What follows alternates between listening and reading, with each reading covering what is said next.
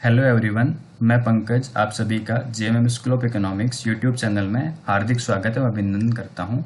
हमने पिछले लेक्चर में इकोनॉमिक्स के एक चैप्टर टैक्सेशन के बारे में कुछ पढ़ा था, कुछ टॉपिक्स पढ़े थे। तो हम उसी टैक्सेशन चैप्टर को आज कंटिन्यू करेंगे और कोशिश करेंगे कि टैक्सेशन का चैप्टर आज हम ख़त्म कर दें। तो पिछले टैक्सेशन के चैप्टर में, जिसका मैं लिंक आपको वीडियो के लास्ट में डिस्क्रिप्शन बॉक्स में दे दूंगा, तो हमने पिछले चैप्टर में टैक्सेशन के बारे में क्या क्या पढ़ा था, तो वो हम थोड़ा देख लेते हैं। टैक्सेशन के बारे में हमने पिछले चैप्टर में पढ़ा था कि टैक्सेशन क्या होता है, टैक्सेशन क्या होता है, टैक्सेशन के टाइप्स क्या होते हैं, टैक्सेशन क्या होता है, टैक्सेशन के टाइप्स क्या होते हैं। जैसे हमने पढ़ा था डायरेक्ट टैक्स, प्रत्यक्ष कर, फिर उसके बाद पढ़ा था अप्रत्यक्ष कर। उसके बाद हमने पढ़ा था मेथड्स ऑफ टैक्सेशन, मतलब कर की जो प्रणाली है वो कितने प्रकार की होती है। उसमें हमने 3 कर प्रणालियां पढ़ी थी। पहली पढ़ी थी प्रोग्रेसिव कर प्रणाली। उसके बाद हमने पढ़ी थी रिग्रेसिव कर प्रणाली, जिसमें क्या होता था, जिसमें अमीरों पे कम टैक्स और गरीबों पे ज्यादा टैक्स लगता था। प्रोग्रेसिव में क्या होता था, जैसे जैसे टैक्स का अमाउंट बढ़ता जाता था उसके साथ टैक्स की जो दर थी वो भी बढ़ती जाती थी, मतलब गरीबों पे कम टैक्स और अमीरों पे ज्यादा टैक्स। और तीसरी जो थी वो कर प्रणाली कौन सी थी, proportional taxation system. Proportional means समानुपातिक। तीसरी हमने जो पढ़ी थी वो थी समानुपातिक।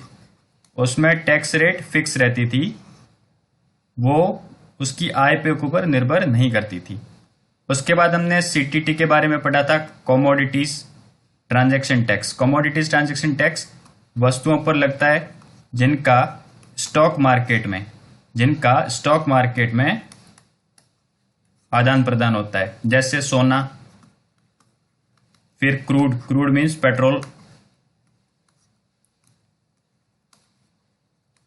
अगर इनका ट्रेड मार्केट में, स्टॉक एक्सचेंज में ट्रांजैक्शन होता है तो उसके ऊपर जो टैक्स लगता था उसको अपन बोला था अपन ने सीटीटी, कमोडिटीज ट्रांजैक्शन टैक्स। उसके बाद हमने पढ़ा था एसटीटी, सिक्योरिटीज ट्रांजैक्शन टैक्स, मतलब शेयर मार्केट के अंदर जो भी शेयर या फिर डिबेंचर्स हो गए, बहुत सारे इंस्ट्रूमेंट्स होते हैं, वो उनका ट्रांजैक्शन होता था तो उनके ऊपर जो टैक्स लगता था उसको हमने बोला था सिक्योरिटीज ट्रांजैक्शन टैक्स। उसके बाद हमने लास्ट में पढ़ा था VAT, VAT, value added tax, जो स्टेट गवर्नमेंट लगाती थी। वेरियस स्टेट गवर्नमेंट, अलग अलग स्टेट गवर्नमेंट अपना अलग अलग वेट लगाती थी, उसके बारे में हमने पढ़ा था। उसके बाद हमने सबसे लास्ट में एक टॉपिक पढ़ा था, अ गुड टैक्सेशन सिस्टम, मतलब एक अच्छी कर प्रणाली होने के लिए उसकी क्या क्या आवश्यकताएं हो सकती है। जैसे कोई अच्छी कर प्रणाली है तो उसके बारे में पढ़ा था कि उसका जो एडमिनिस्ट्रेटिव एफिशिएंसी है वो कैसी है, ठीक है, उसकी जो प्रोसेस है वो कैसी है, कैसे फाइल कर सकते हैं, उसकी एफिशिएंसी कैसी है, उसकी दक्षता कैसी है, उससे जो पैसा मिल रहा है टैक्सेशन से वो पैसा अर्थव्यवस्था के अंदर किस प्रकार से उपयोग में लाया जा रहा है। तो ये सब फीचर्स थे जिसने डिफाइन किया कि एक अच्छा टैक्सेशन सिस्टम क्या होता है। उसके बाद हम आगे पढ़ेंगे जो नेक्स्ट टैक्स है हमारा, आज का चैप्टर चालू करते हैं। नेक्स्ट टैक्स है हमारा CGT. CGT means Capitals gains tax. CGT means Capitals gains tax. ये टैक्स एक प्रत्यक्ष कर है। कैपिटल गेन्स टैक्स एक प्रत्यक्ष कर है, डायरेक्ट टैक्स है।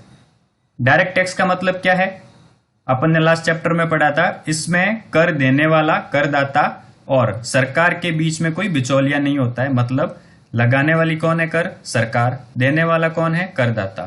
तो डायरेक्ट कस्टमर के द्वारा इस टैक्स का भुगतान सरकार को कर दिया जाएगा, तो इसको बोलते हैं कैपिटल्स गेन्स टैक्स।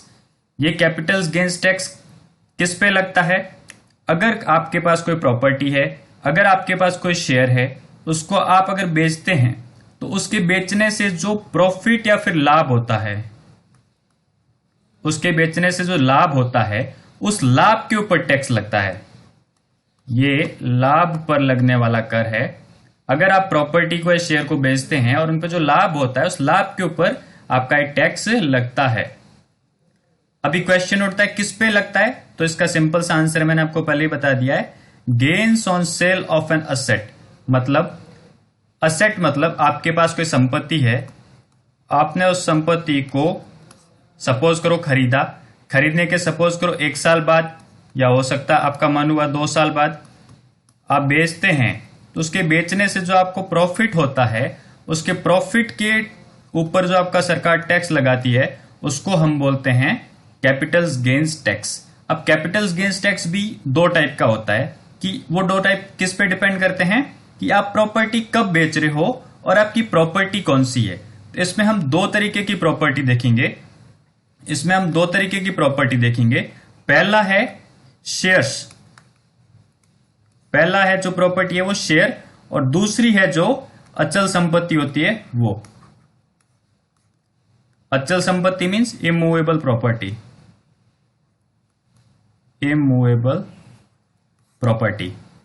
तो इन दोनों के ऊपर अलग अलग टैक्सेशन सिस्टम लगता है।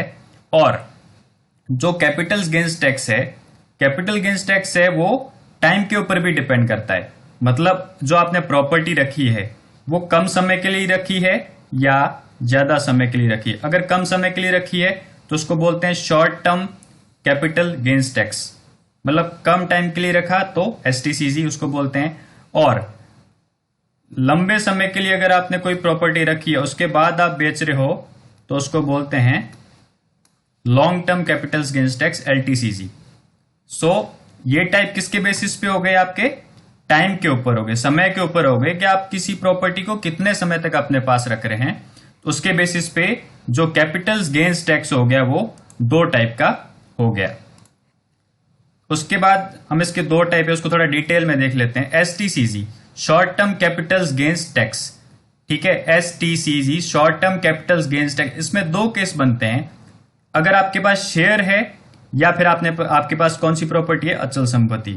तो शेयर के केस में क्या होगा, शेयर अगर आपने 12 महीने से कम रखा है और आपने बेच दिया है, आपने शेयर आज खरीदे और उसको 12 महीने के अंदर अंदर बेच देते हैं, तो उसके ऊपर जो टैक्स लगता है उसको short term capital gains tax बोलते हैं। और जितना प्रॉफिट होगा, सपोज करो आपको 1 लाख रुपए प्रॉफिट हो गया, तो उस 1 लाख रुपए के ऊपर आपका गवर्नमेंट 15% टैक्स लगा देगी। 15% टैक्स और साथ में सेस और सरचार्जेस होते हैं, उसके बारे में अपन आगे डिस्कस करेंगे। तो शेयर को बेचने पे जो टैक्स लगेगा 12 महीने से पहले, उसको क्या बोलेंगे अपन, short term capitals gains tax बोलेंगे, ठीक है। और इसका दूसरा केस क्या हो सकता है, दूसरा केस हो सकता है कोई आपके पास प्रॉपर्टी है, तो प्रॉपर्टी के केस में टाइम लिमिट है वो चेंज हो जाती है, 12 महीने की जगह कितनी हो जाती है, 36 महीने। अगर कोई प्रॉपर्टी है आपके पास, अगर आपके पास कोई प्रॉपर्टी है तो उसके केस में ये 36 महीने हो जाता है। तो अब इसके केस में कितना टैक्स लगेगा, जैसे इसके केस में 15% टैक्स लगा था, इसके केस में जो टैक्स लगेगा वो आयकर अधिनियम के अंतर्गत जो पहले से ही जो स्लैब्स बना रखी है, जैसे 5%, 10%, 15%, 30% वाली जो ये स्लैब्स बना रखी है पहले से ही, उसके अंदर आप जिस भी स्लैब के अंदर आते हैं उसके अकॉर्डिंग आपके ऊपर टैक्स लग जाएगा। तो ये हो गया short term capital gains tax. अब long term capital gains tax क्या होता है, LTCG बोलते हैं जिसको, LTCG में क्या होता है, इसमें भी अगेन दो केस बनेंगे, शेयर के लिए और दूसरा बनेगा आपका प्रॉपर्टी के लिए, अचल संपत्ति के लिए। अगर आपने अचल संपत्ति 36 महीने से ज्यादा रखी हो, 36 महीने से कम रखेंगे तो क्या हो जाएगा, शॉर्ट टर्म, और 36 महीने से ज्यादा रखेंगे तो क्या हो जाएगा, long term capital gains tax. तो 36 महीने से ज्यादा रखने पे आपका जो टैक्स लगता है उसको बोलते हैं LTCG, ठीक है। इसकी जो टैक्स की दर है वो कितनी है, 20%। और दूसरा जो केस हो गया वो शेयर्स का हो गया।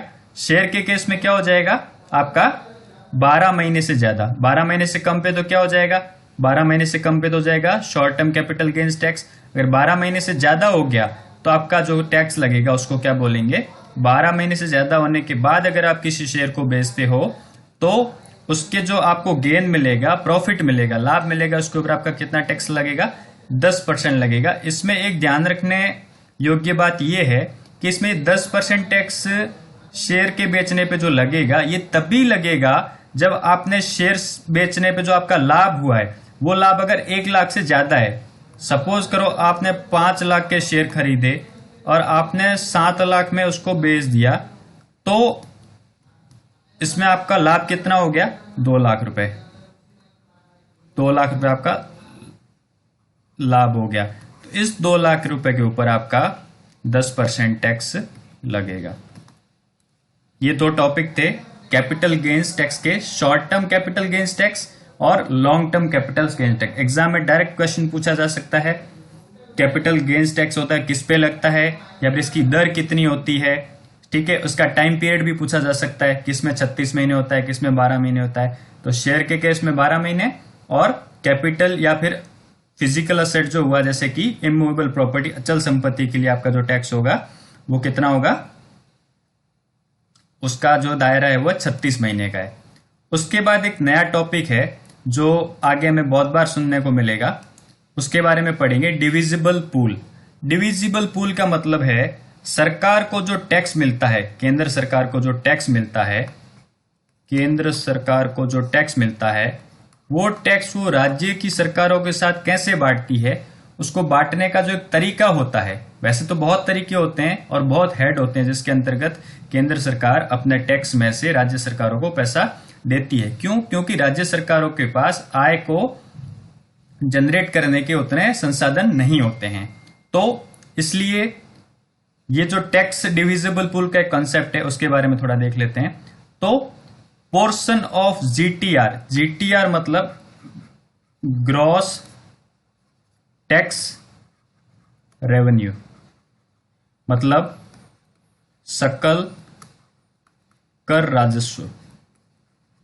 सकल कर राजस्व क्या होता है कि सरकार को जितने भी टैक्सेस हैं, प्रत्यक्ष कर हो गया, अप्रत्यक्ष कर हो गया, उनके ऊपर सेस जो लगता है, जैसे एजुकेशन सेक्स, शिक्षा सेस लगता है, उसके बाद अपना सरचार्जेस लगते हैं, बहुत सारे टैक्स के ऊपर टैक्स लगता है, उनसे सरकार को जो भी राजस्व प्राप्त होता है उसको अपन बोलते हैं ग्रॉस टैक्स रेवेन्यू, जीटीआर। अब ग्रॉस टैक्स रेवेन्यू में से अगर अपन उसके ऊपर जो खर्चा होता है, जैसे टैक्स को संग्रहित करने का जो खर्चा होता है, उसको अगर अपन निकाल देंगे तो उसको अपन बोलते हैं net tax revenue, net tax revenue, net tax revenue. तो ये हो गया। अभी जो डिविजिबल पूल है उसमें केंद्र सरकार राज्य सरकार को कितना पैसा देगी वो किस पे डिपेंड करेगा, वो डिपेंड करेगा फाइनेंस कमीशन, वित्त आयोग द्वारा दिए गए सुझावों के ऊपर। वित्त आयोग हर 5 वर्ष के लिए राष्ट्रपति के द्वारा गठित किया जाता है। वित्त आयोग हर 5 वर्ष के लिए, वित्त आयोग हर 5 वर्ष के लिए राष्ट्रपति द्वारा गठित किया जाता है, राष्ट्रपति द्वारा गठित किया जाता है, ठीक है। तो ये रेकमेंड करेगा सेंट्रल गवर्नमेंट को, ये सेंट्रल गवर्नमेंट को सुझाव देगा कि आपको जितना कर मिला है उसमें से इतना पैसा आप राज्य की सरकारों को दे दीजिए। तो ये कौन डिसाइड करेगा? Finance commission. राज्य सरकारों को जितना पैसा मिलेगा उसका सुझाव देगा वित्त आयोग, ठीक है। और वित्त आयोग की जो स्थापना होती है, इसका गठन होता है, वो संविधान के अनुच्छेद 280 के अंतर्गत होता है, ठीक है। तो it is part of vertical division of revenue between centre and state. Vertical division क्या होता है कि वर्टिकल डिवीजन में क्या होता है, यहां पे केंद्र है, इसके नीचे कौन होते हैं? राज्य। तो ये जो ऊर्ध्वाधर वितरण होता है करों का, उसको अपन बोलते हैं वर्टिकल डिवीजन, ठीक है। जो 14वां वित्त आयोग था, 14वां वित्त आयोग था जिसकी अध्यक्षता कर रहे थे वाईवी रेड्डी। 14वें वित्त आयोग ने सकल कर राजस्व के अंदर 42% हिस्सा राज्यों को देने की सिफारिश की थी और वो केंद्र सरकार ने मान भी ली थी, ठीक है। तो 42% ग्रॉस टैक्स रेवेन्यू का राज्यों को जाता है। तो ये डिविजिबल पूल का थोड़ा कंसेप्ट है वो।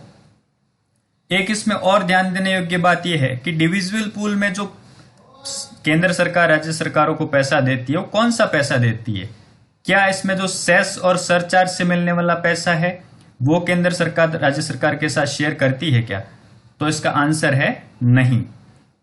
केंद्र सरकार जितना भी पैसा कर के माध्यम से इकट्ठा करती है वही वह राज्य की सरकारों के साथ शेयर करती है, वो भी वित्त आयोग की सिफारिशों के अनुसार, जो कि अभी कितना है?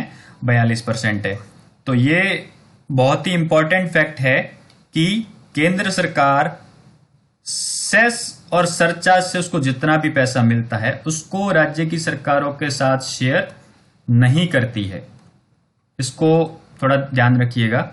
नेक्स्ट जो हमारा टॉपिक है वो है सेस और सरचार्ज। सेस और सरचार्ज होते क्या हैं? तो सेस और सरचार्ज के बारे में एक होता है कर।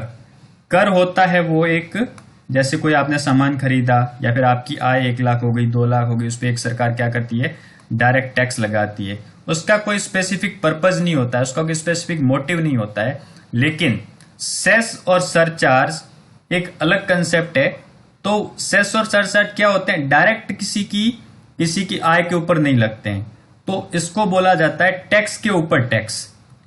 टैक्स के ऊपर टैक्स, कर पर कर, कर पर कर। थोड़ा फनी लग रहा है, कर पर कर मतलब टैक्स के ऊपर टैक्स लगता है। जैसे मेरी आय अगर 5 लाख रुपए है, 5 लाख का मैंने कुछ टैक्स लगा दिया 10%, तो 5 लाख का 10% टैक्स हो गया आपका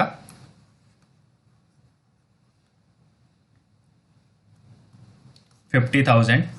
ये मेरा टैक्स लग गया। इस टैक्स के ऊपर सरकार बोल देगी कि आपको 3% शिक्षा के लिए सेस देना है या स्वच्छ भारत के लिए सेस देना है। तो इस 50,000 के ऊपर 3%, ये जो 3% लग रहा है इसको अपन बोलते हैं सेस। ये 3% किस पे लग रहा है? जो मैंने टैक्स का भुगतान किया है, कर का भुगतान किया, उसके ऊपर लग रहा है, ना कि मेरी इनकम के ऊपर लग रहा है। तो इसीलिए इसको कर पर कर बोला जाता है। तो यहाँ पे 50,000 का 3% होगा 1,500। तो मुझे कुल कितना भुगतान करना पड़ेगा? 50,000 प्लस 1,500, 51,500 रुपए मुझे भुगतान करना पड़ेगा, जिसके अंदर 50,000 तो मेरा कर होगा और 1,500 रुपए क्या होगा? मेरा सेस होगा। ठीक है। तो सेस और सरचार्ज, सेस का जो यूज है, जो सरकार को टैक्स मिलता है, जैसे सरकार को कोई कर मिला, आयकर मिला, सरकार को कॉर्पोरेट व्यापारिक कर मिल गया, सरकार को जीएसटी मिल गया, तो कर से मिलने वाले जितने भी पैसे होते हैं वो सरकार किसी भी स्कीम पे, किसी भी गवर्नमेंट प्रोग्राम के लिए खर्च कर सकती है। लेकिन ये बहुत इंपॉर्टेंट है, इसको नोट कर लेना, सेस होता है, वो सेस को आपने जिस उद्देश्य के लिए जुटाया है उसी उद्देश्य के लिए खर्च करना होता है। इसमें संसद का अप्रूवल लेना पड़ता है।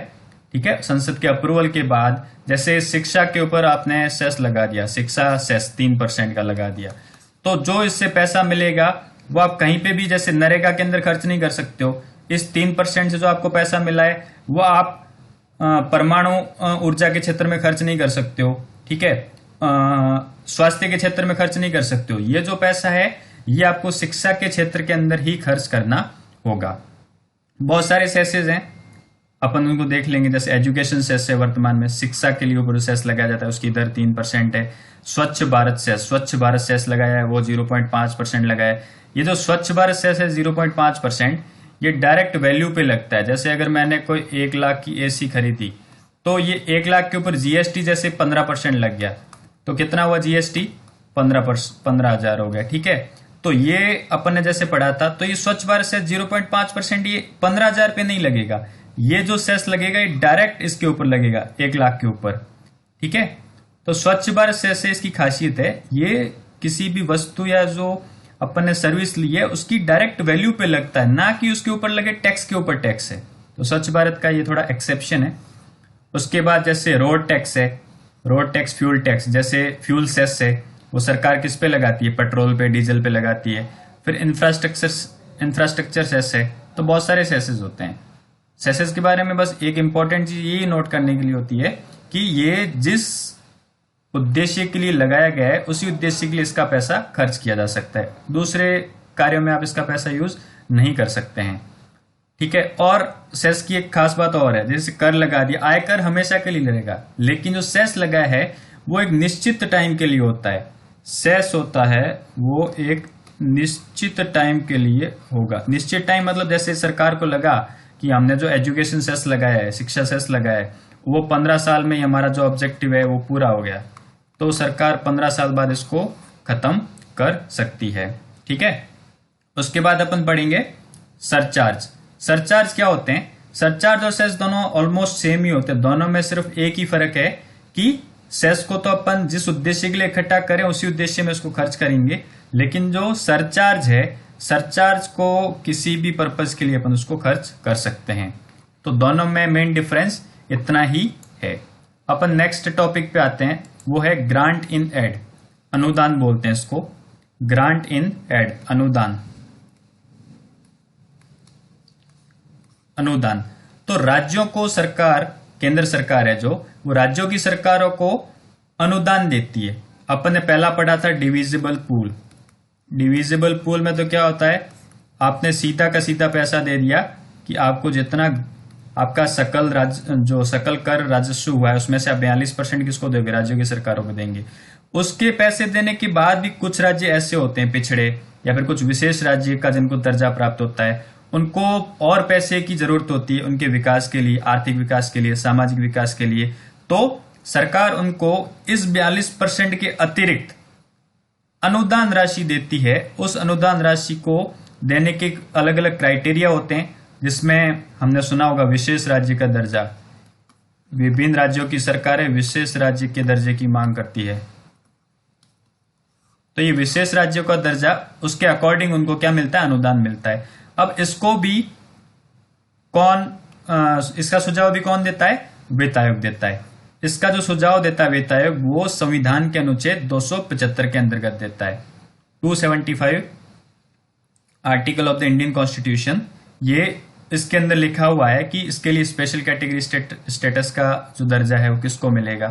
ठीक है, तो ये कोई राज्यों को मुख्य राजस्व का जो माध्यम है वो नहीं है।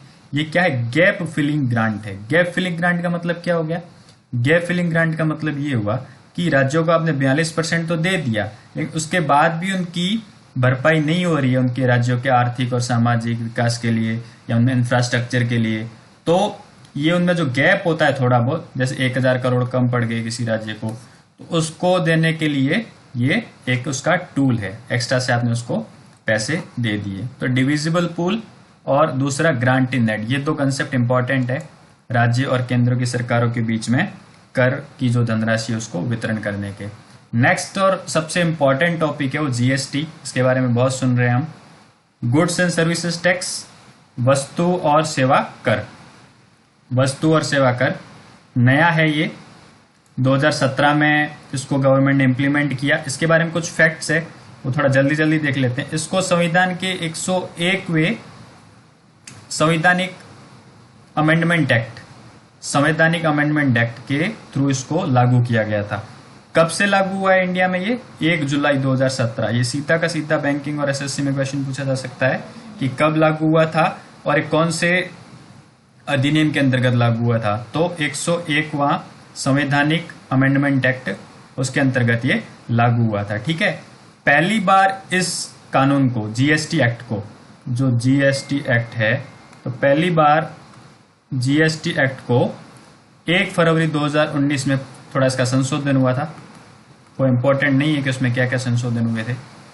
तो पहली बार इसमें संशोधन कब हुआ, 1 फरवरी 2019 को। ठीक है, अभी ये किस किस पे टैक्स लगता है, तो इसके नाम से ही लग रहा है, गुड्स मतलब वस्तुएं, सर्विसेज मतलब सेवाएं, तो उन पे टैक्स लगता है एक्सेप्ट सम कमोडिटीज। इसमें कुछ चीजें हैं जिनको जीएसटी के दायरे से बाहर रखा गया है, तो उसके बारे में हम थोड़ा आगे देखेंगे।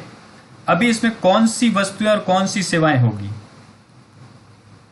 कौन सी वस्तुएं और कौन सी सेवाएं होगी, वो कहां से डिसाइड होगी, वो इस जीएसटी एक्ट के अंदर लिखा गया है कि संविधान के अनुच्छेद 366, संविधान के अनुच्छेद 366, तो संविधान के अनुच्छेद 366 के अंदर जो क्लॉजेस दिए गए हैं, कुछ वाक्य दिए गए हैं, उसके अकॉर्डिंग क्या है, उस वस्तुओं पे और सेवाओं पे हम जीएसटी टैक्स लगा सकते हैं।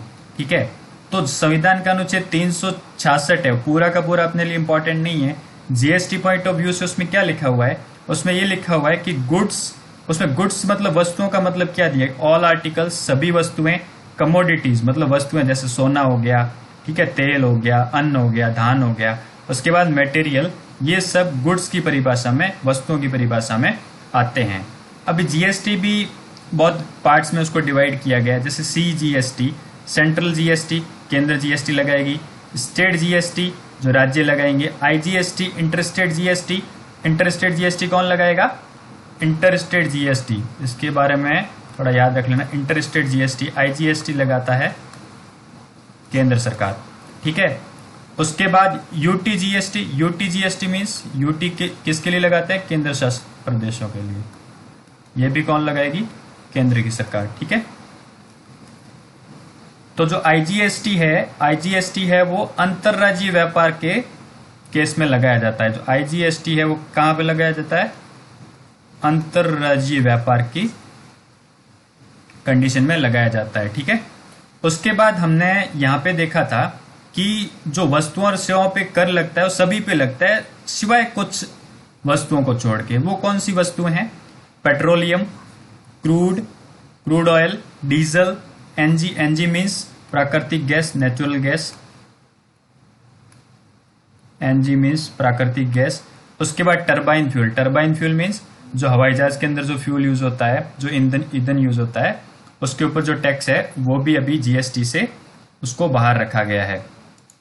उसके बाद जीएसटी के कुछ और एस्पेक्ट्स पढ़ते हैं अपन।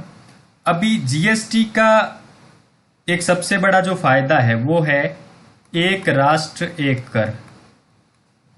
एक राष्ट्र एक कर मतलब जो वस्तुओं और सेवाओं पर जो कर लगता है वो एक है। पहले बहुत सारे अलग अलग कर होते थे जिससे लोगों को, व्यापारियों को, जो टैक्स अथॉरिटीज होती है उनको समझने में कंफ्यूजन होता था किस पे लगाना है, कितना लगाना है, ठीक है।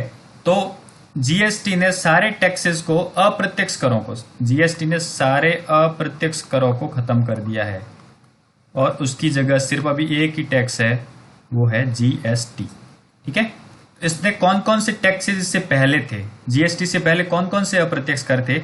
तो केंद्र सरकार द्वारा लगाए जाने वाले कौन से थे? सेंट्रल एक्साइज ड्यूटी, ठीक है, additional duty, excise duty, CVD means countervailing duty. Countervailing duty क्या होती है डिटेल में नहीं जाना है, बस इतना ही है कि जैसे भारत की जो सरकार है, जो विदेशी जो सरकारें होती है वो क्या करती है, कुछ चीजें होती है जैसे स्टील हो गया या फिर आपकी सोलर जो एनर्जी के लिए जो सामान यूज होता है, उनको उनके जैसे देश में जितना, जैसे उनका 1 लाख रुपए प्राइस है तो इंडिया में उसको बिल्कुल जीरो टैक्स पे, इंडिया के जैसे प्राइस 1.5 लाख रुपए, तो 1 लाख से मतलब कम करके अपना प्राइस 80,000 रुपए में बेच देते हैं। तो इससे क्या होता है, हमारी जो घरेलू उद्योग धंधे होते हैं, तो घरेलू उद्योग धंधों को बचाने के लिए सरकार क्या लगाती थी? सीवीडी, काउंटर वेलिंग ड्यूटी लगाती थी। उसके बाद service tax of central taxes, तो केंद्र सरकार का जो सर्विस टैक्स था वो, तो ये सारे जो केंद्र सरकार के टैक्स है उसको अब जीएसटी ने रिप्लेस कर दिया है। उसके बाद राज्य सरकारें भी कुछ कर लगाती थी, जैसे स्टेट का वेट हो गया, राज्य का वेट हो गया, राज्य का सेल्स टैक्स हो गया, राज्य का परचेज कर हो गया, मतलब क्रय कर हो गया, राज्य का एंट्री एंड एंटरटेनमेंट टैक्स, मनोरंजन कर भी लगाती थी सरकारें पहले। राज्य सरकार जैसे 30% से लगा, कोई सरकार 30% लगाती थी, कोई सरकार 110% भी लगाती थी, ठीक है। तो आपने सुना होगा कि उत्तर प्रदेश ने या फिर बिहार ने इस मूवी को कर फ्री कर दिया है, तो वो जीएसटी से पहले की बात थी कि वो कर फ्री कर सकते थे। उसके बाद गैम्बलिंग टैक्स और लग्जरी टैक्स। गैम्बलिंग टैक्स क्या होता है? सट्टेबाजी हो गई या लॉटरी हो गई, इनके ऊपर जो सरकारें टैक्स लगाती थी उसको गैम्बलिंग टैक्स बोलते हैं। इतना इंपॉर्टेंट नहीं है, क्यों? क्योंकि ये सब चीज़ें अब नहीं रही, उनकी सब की जगह जीएसटी ने ले ली है। इसके बाद जो टैक्स के ब्रैकेट्स है, टैक्स ब्रैकेट्स का मतलब ये हो गया कि अभी जो टैक्स की दरें हैं वो कितनी हैं, टैक्स की जो दरें हैं वो कितनी हैं। तो जीएसटी में सिर्फ 4 टैक्स की ब्रैकेट है, टोटल 4, 5, 12, 18 और 28।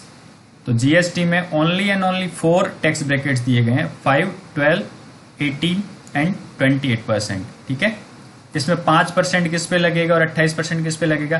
कुछ जैसे आवश्यक वस्तुएं और सेवाएं होती है जिनके लिए सरकार को कम टैक्स लगाना चाहिए, कुछ चीजें होती है जो लग्जरी आइटम्स होती है, तो लग्जरी आइटम्स पे सरकार क्या करेगी? ज्यादा टैक्स लगाएगी। क्यों? क्योंकि वो लग्जरी आइटम्स है। तो 5% में तो वो आ जाती है जैसे आवश्यक हो गई, चप्पल हो गया, राशन पानी हो गया, ठीक है। 28% में जैसे आपने कोई लग्जरी गाड़ी ले ली, मूवीज हो गई, तो ये सब। फिर गैम्बलिंग हो गया, गैम्बलिंग मतलब सट्टेबाजी। इनके ऊपर सरकार ने 28% टैक्स लगा रखा है। अभी इसके अंदर का इंपॉर्टेंट टॉपिक पढ़ेंगे और इस पर शायद एक क्वेश्चन भी आ सकता है कोई भी एग्जाम में। कंपोजिशन स्कीम क्या होती है? कंपोजिशन स्कीम के माध्यम से केंद्र सरकार ने विभिन्न कंपनियों को एक फैसिलिटी दे रखी है, विभिन्न कंपनियों को एक फैसिलिटी दे रखी है जिसमें कंपनी क्या करती है कि पहले से ही अपना जो जितना कर है अंदाजे से एक डिसाइड कर लेती है कि हम इतना कर चुकाने वाले हैं, ठीक है, हमारा कर इतना ही बनेगा तो हम इतना कर चुकाने वाले हैं। तो केंद्र सरकार को एडवांस में वो टैक्स दे देती है, तो उसको बोलते हैं कंपोजिशन स्कीम, ठीक है, संयोजन योजना, जीएसटी की संयोजन योजना। इस संयोजन योजना में क्या होता है? सबके लिए एलिजिबल है? नहीं। इसमें जिस भी कंपनी का टर्नओवर, सालाना टर्नओवर का 1.5 करोड़ से ज्यादा है, या यही जो राशि है ये 75, सॉरी यहाँ पे लाख लिखना भूल गया, जो विशेष राज्य है उनमें किसी कंपनी का टर्नओवर 75 लाख से ज्यादा, और फिर नॉर्मल जो राज्य है उनमें अगर 1.5 करोड़ से ज्यादा है तो वो संयोजन योजना के लिए चूज कर सकते हैं। उस संयोजन योजना में क्या होगा? कंपनी अपना बोल देगी मेरा 10 लाख टैक्स लगेगा, मैं 10 लाख टैक्स दे रहा हूँ। उसके बाद अगर कम ज्यादा होता है तो उसमें केंद्र सरकार उनसे वसूल कर सकती है, या फिर उनका टैक्स कम हो रहा था और उन्होंने ज्यादा पे कर दिया तो वो सरकार उनको वापस रिफंड कर देती है। ये जो इस पे दर होती है वो कितनी होती है? ट्रेडर्स के लिए 1% होती है। सरकार को क्या फायदा होता है? उनको टैक्स का जो राजस्व होता है बहुत पहले ही मिल जाता है, एडवांस में मिल जाता है। एडवांस में टैक्स मिलने से सरकार के पास रेवेन्यू हो जाता है, तो इससे सरकार को तो ये फायदा हो गया, उनको एडवांस में पैसा मिल गया, तो उसके लिए वो व्यापारियों को भी फायदा देते हैं। व्यापारियों को क्या फायदा देते हैं? वो टैक्स की जो दर होती है वो बहुत कम होती है। ट्रेडर्स होते हैं उनके लिए 1%, विनिर्माण उद्योग के लिए 1%, रेस्टोरेंट्स होते हैं उनके लिए 5%, ठीक है। एक इस बार इकोनॉमिक सर्वे में गवर्नमेंट ने जो बजट में एक नया प्रावधान लेके आए हैं वो GST on EV. EV means electric vehicle, electric वाहन। सरकार ने इलेक्ट्रिक वाहन के जो टैक्सेस है उसको 18% से घटा के 5% कर दिया है। क्यों? क्योंकि सरकार प्रदूषण को कम करना चाहती है। सरकार ने जो पेरिस समझौता है उसके अकॉर्डिंग अपने ने जो वादे किए थे उसमें योगदान देने के लिए नवीकरण ऊर्जा मतलब रिन्यूएबल एनर्जी को बढ़ावा देने के लिए क्या कर रही है? इलेक्ट्रिक व्हीकल्स को प्रमोट कर रही है। तो इलेक्ट्रिक व्हीकल्स को प्रमोट करने के लिए सरकार ने उसके ऊपर जो पहले जीएसटी था वो कितना था? 18%। तो उससे घटाकर सरकार ने भी उसके ऊपर जीएसटी कर लिया है 5%, ठीक है। उसके बाद नेक्स्ट रियल एस्टेट की बात करें तो रियल एस्टेट में कितना है? तो रियल एस्टेट में जो जीएसटी है वो सरकार ने दो उसमें दरें तय की है, एक 5% और एक 1%। 5% किसका है? Affordable segment. अफोर्डेबल मीन्स जो ज्यादा पैसे दे सकते हैं, अफोर्डेबल उसमें जो साइज होती है घरों की वो भी थोड़ी बड़ी होती है, ठीक है। तो अफोर्डेबल जो है, अफोर्डेबल के केस में क्या होगा? 1% टैक्स होगा, और जो अफोर्डेबल नहीं है, नॉन अफोर्डेबल है, जो मतलब ज्यादा पैसा पे कर सकते हैं उसके लिए 5%। अफोर्डेबल और नॉन अफोर्डेबल के क्राइटेरिया है, ठीक है। इसमें जो घर की मैक्सिमम जो कीमत होती है वो होनी चाहिए 45 लाख, मैक्सिमम कीमत होनी चाहिए 45 लाख। और इसमें घरों का जो क्षेत्रफल होता है वो भी सरकार ने पहले से डिसाइड कर रखा है। तो वो क्षेत्रफल कितना होता है? जैसे कोई मेट्रो सिटी है तो मेट्रो सिटी के केस में जो क्षेत्रफल होगा, मेट्रो सिटी के केस में जो क्षेत्रफल होगा वो होगा 60 square kilometre, 60 square metre sorry. और जो नॉन मेट्रो है, नॉन मेट्रो के केस में होगा ये 90 वर्ग मीटर। जीएसटी के बारे में वैसे तो बहुत डिटेल में पढ़ सकते हैं, लेकिन इतना ही सफिशिएंट है एग्जामिनेशन पॉइंट ऑफ व्यू से। जीएसटी के थोड़े प्रोज एंड कॉन्स देख लेते हैं। जीएसटी के फायदे और नुकसान क्या है, ठीक है। तो जीएसटी के फायदे क्या है? Reduction in cascading of tax. Cascading का मतलब क्या होता है?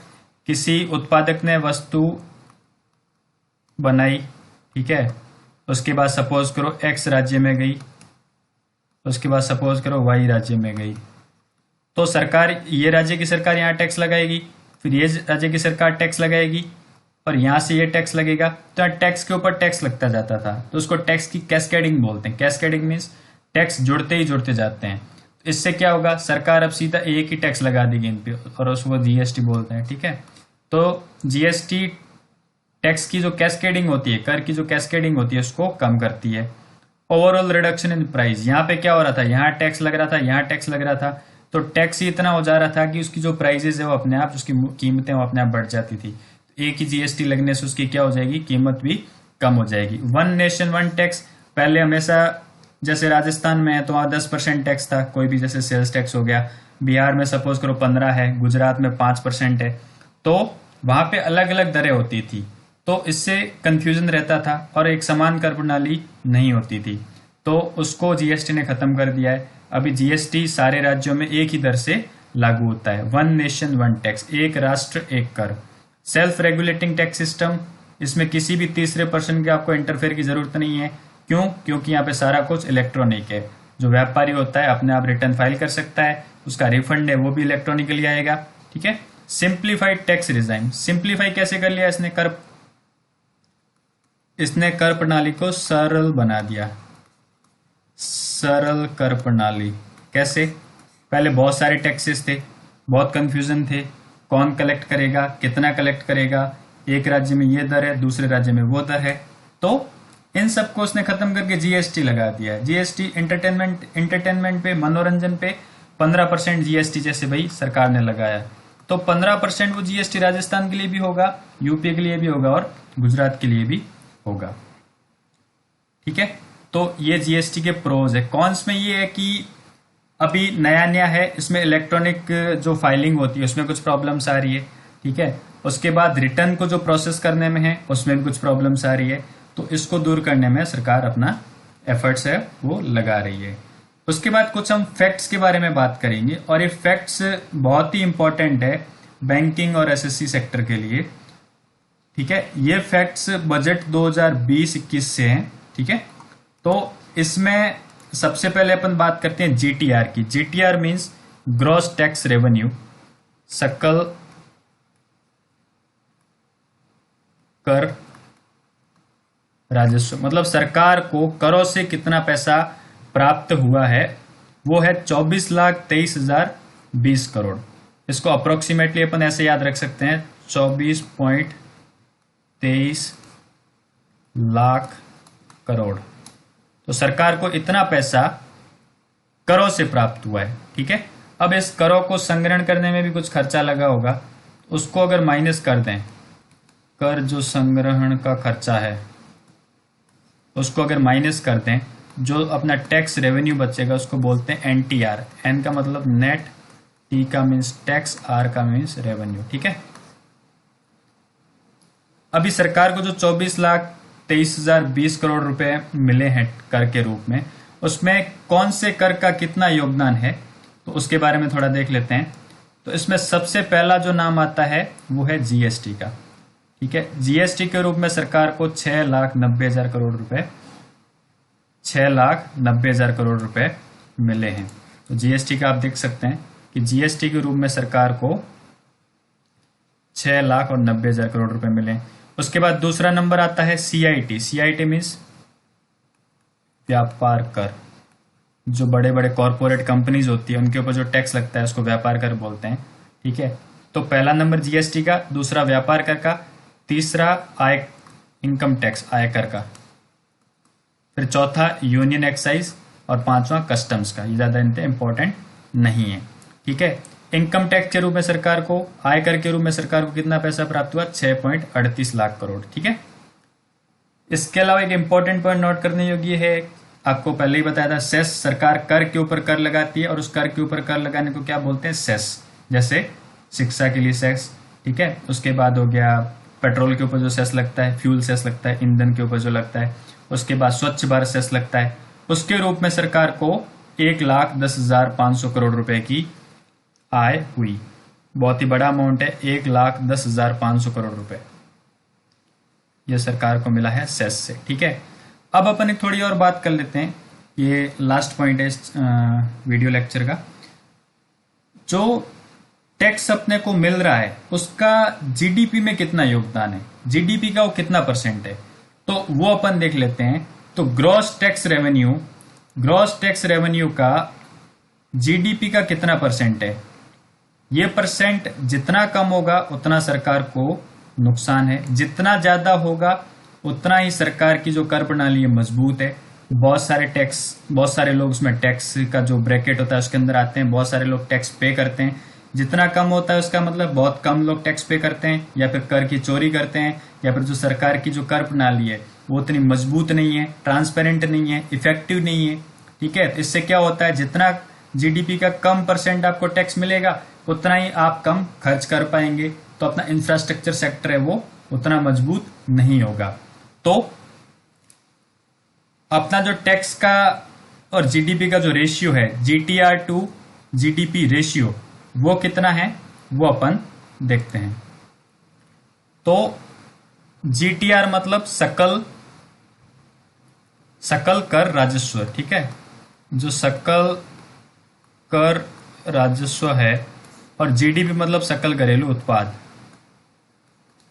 सकल घरेलू उत्पाद, इनका जो परसेंटेज है वो कितना है, 10.8%। बहुत ही कम है। ठीक है, बहुत ही कम है। अगर इसका हम विभिन्न देशों के कंपैरिजन में देखें तो ये यूएसए के लिए, अमेरिका के लिए जो सेम परसेंटेज वो कितना है, 24%। ठीक है, जापान के लिए अगर देखें तो जापान के लिए सेम परसेंट है, 34% के आसपास। ठीक है, चाइना की बात करें तो चाइना के लिए जो सेम परसेंट है कितना है, 20%। और इसमें मैं आपको एक इंटरेस्टिंग फैक्ट बताना चाहूंगा, अफगानिस्तान का जो टैक्स टू जीडीपी रेशियो है, अफगानिस्तान का जो टैक्स टू जीडीपी रेशियो है वो है 60%। सुन के बड़ा आश्चर्य हो रहा है, लेकिन ये सही है। अफगानिस्तान का जो टैक्स टू जीडीपी रेशियो 60% है। हालांकि अफगानिस्तान का जो इंफ्रास्ट्रक्चर वगैरह इतना मजबूत नहीं है, वो एक अलग मामला है, वो सरकारों की वजह से या फिर आतंकवाद की वजह से है। लेकिन जो टैक्स टू जीडीपी रेशियो है अफगानिस्तान का 60 है। और उससे भी ज़्यादा एक कंट्री है Algeria, African country Algeria. Algeria का जो टैक्स टू जीडीपी रेशियो है वो 64% है। अब तो इंडिया का जो टैक्स है, टैक्स टू जीडीपी रेशियो कितना मैंने बताया, 10.8%। इस 10.8% के अंदर प्रत्यक्ष कर का कितना योगदान है और अप्रत्यक्ष कर का कितना योगदान है वो भी आप इसको ब्रेक करके देख सकते हैं। तो जो इंडिया का जो 10.8% है, इस 10.8% में प्रत्यक्ष कर का और जीडीपी का कितना है, 5.9%, और अप्रत्यक्ष कर का कितना है, 4.9%। इसी चैप्टर के साथ, इसी वीडियो लेक्चर के साथ अपना टैक्सेशन का जो कर का चैप्टर है वो ख़त्म होता है। मैं डिस्क्रिप्शन बॉक्स में एक लिंक डाल रहा हूँ, जिसमें 2 लिंक डाल रहा हूँ, जिसमें एक लिंक होगा जो इससे पहले वाले वीडियो लेक्चर का था, और दूसरा लिंक होगा जिसमें अगर किसी को रीजनिंग और मैथ्स में प्रॉब्लम आ रही है, मेंटल एबिलिटी में प्रॉब्लम आ रही है, तो वो वीडियो लेक्चर आप रेफर कर सकते हैं। Thank you once again for connecting with me. Thank you all.